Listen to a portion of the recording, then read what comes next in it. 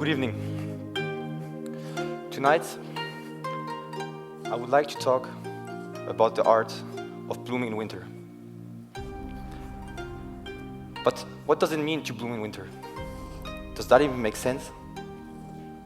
How can a flower possibly bloom when everything else around is frozen? The plum blossom is a flower of beauty, hope, and resilience.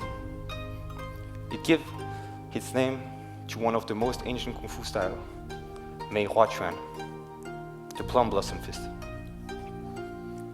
But how is that possible? How can such a delicate steam break through an entire layer of snow just to reach the light? Well, the masters of Kung Fu call it the Qi, the life energy, the energy that animates all of us. But now you may be wondering, why am I talking about a flower? How does that relate to me? In life, we all go through winter cycles, moments where we feel frozen, moments where we don't feel connected to our deep self. But tonight, I want you to remember that you all have that powerful energy inside of you, and that is your Qi, the same one as that flower. Now, let's move on to my childhood, to my first awakening, to the first time I really felt the Qi. It was 20 years ago. I was about this size, living in Beijing with my parents. And one day, I went on a school trip to the Shaolin Temple in Dengfeng in China. It was winter, very cold and quiet. I remember walking those long roads, surrounded by those beautiful mountains, full of snow. And there it was, the Shaolin Temple. And inside of the courtyard, I saw a lot of Chinese children practicing Kung Fu, all in yellow uniforms.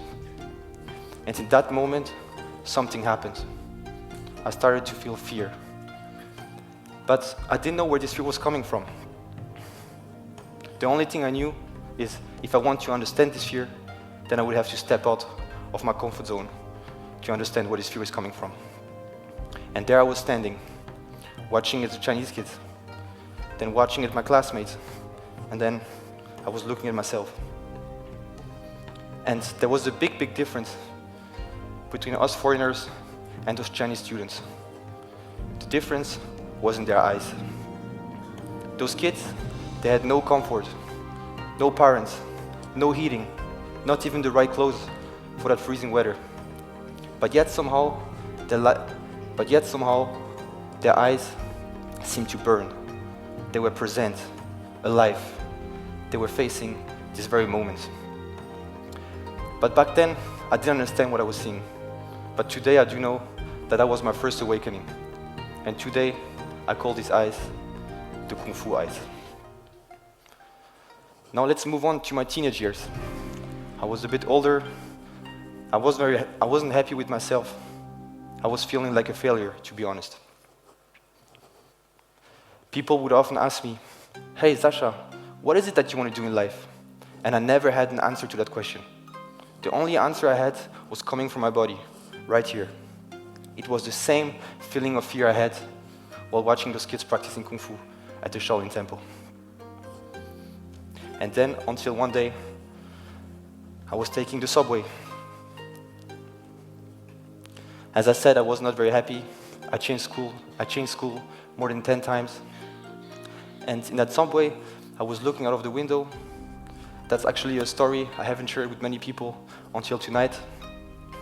But it was like if someone had punched me so hard into the stomach that I couldn't breathe. My whole body was frozen. So my body went from this to this.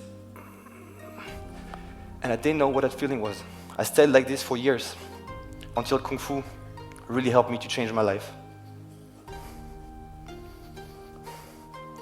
After many months of reflection, sitting on the couch, staring at the wall, that question came to me, like a little whisper from the inside.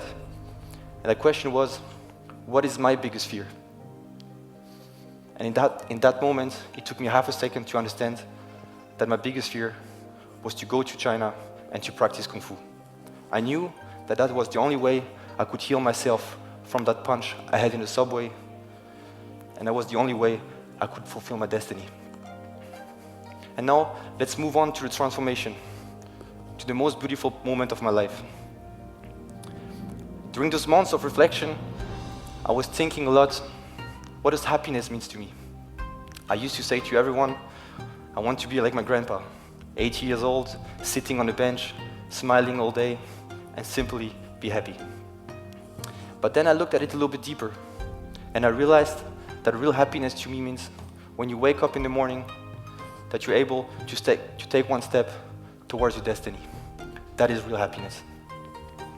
On my first day in China, I got invited to a Kung Fu show. First, the foreign students started to practice Kung Fu. I was watching quite politely, but to be honest, I was not really impressed. And then, out of nowhere, the music started, and the Chinese kids ran on stage. They started to flip, to yell, just to copy all the different animals that there are in Kung Fu. And in that moment, something happened. It was like if a thunderbolt straight from the sky hit my body. And I started to feel goosebumps. I started to feel love. So in that moment, I knew that all those months of reflection, of thinking, is it the right or the bad choice of going to China, was gone. I had no doubt anymore. Because on one side, there's this path, the society's expectations, the predictable road, school. I wasn't good at it. And then, on the other side, there was this Kung Fu path. To me, a more difficult one. But yet, somehow, I knew I had a chance. You have to imagine those Chinese students that practice Kung Fu when they are 6, 7, 8 years old, 7 hours per day to 8 hours. But somehow, I was the worst, like in school, but I knew I can make it. I knew I can reach the impossible. And then, with all of that training, with all that repetition, I realized something. I realized that sweating is not enough.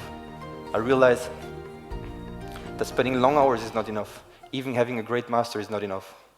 You must combine all three: sweat, time, and guidance. Only then does the real transformation start. And then comes that moment when you practice and you get in touch with that red zone. That moment when you train and your body is telling you, stop, enough, it's too much, you cannot go on. But if in that moment of difficulty, of that moment of your body telling you, stop, you don't quit and you continue, then you will see that your chi is truly channeled. And then a new voice from the inside will rise, a voice made of patience, love, and kindness.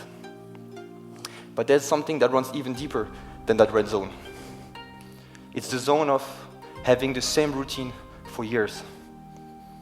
When you wake up, you are tired, but you do it anyway. If you eat from the same bowl, drink from the same bottle of water, sleep in the same bed. But if in that moment you don't quit, and in that moment you really appreciate what you have, then you will learn what it means to be in the present moment. And here's the key. What I was seeing at the Shaolin Temple as a child, I saw children that were not happy to train 7, 8 hours per day, to get hit for the smallest mistake. But yet somehow, they were in the present moment, and they learned what it is to spend time with themselves. And that is what it's all about. Spend time with yourself and be in the present moment. Now, Kung Fu can tell you far more than words.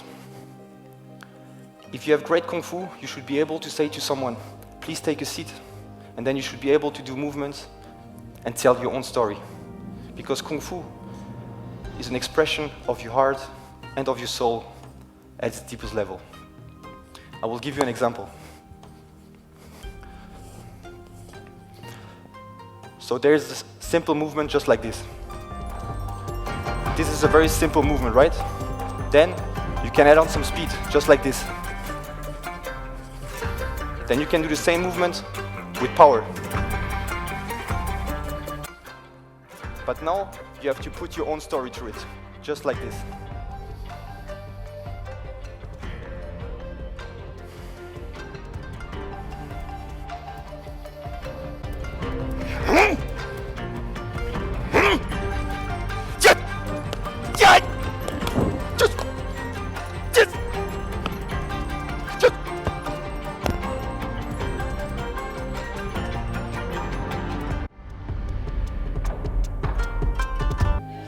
Perfect.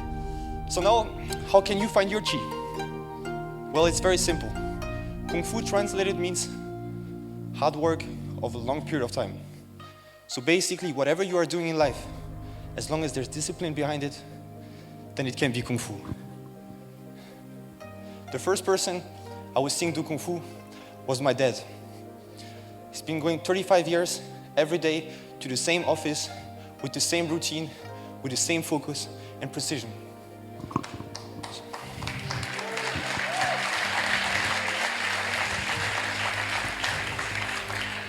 So basically, Kung Fu is very simple. Whatever you do in life, from talking to people, from talking kindly to children, from selling ice cream, everything can be Kung Fu, as long as there is awareness behind what you do. Now I would like to do an exercise with all of you. The exercise is very simple. I would just ask you if you want, you can close your eyes and I will explain to you the exercise.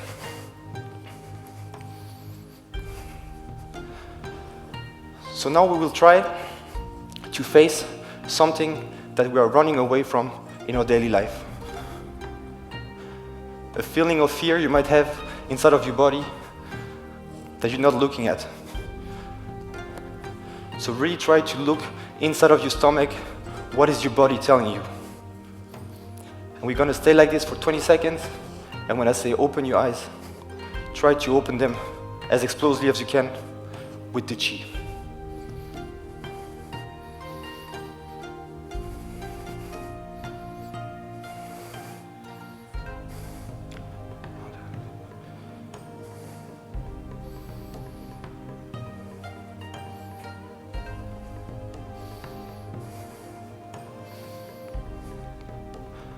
Okay, and open your eyes explosively.